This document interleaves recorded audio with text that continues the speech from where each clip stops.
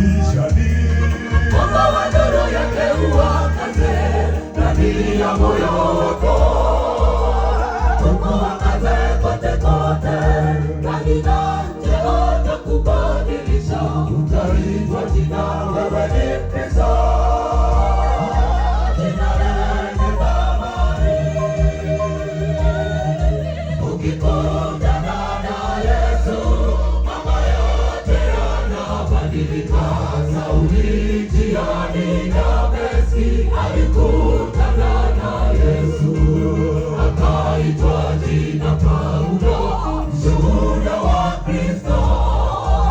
Aliona mwangaza wa Yesu akabadilika.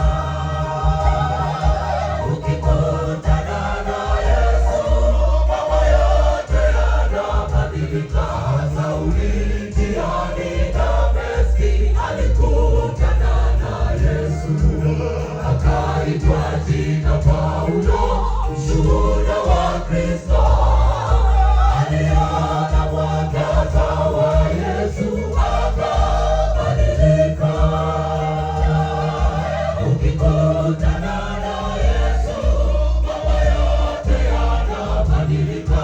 Sauli njiani Dameski alikutana na Yesu, akaitwa jina Paulo, mshuhuda wa Kristo.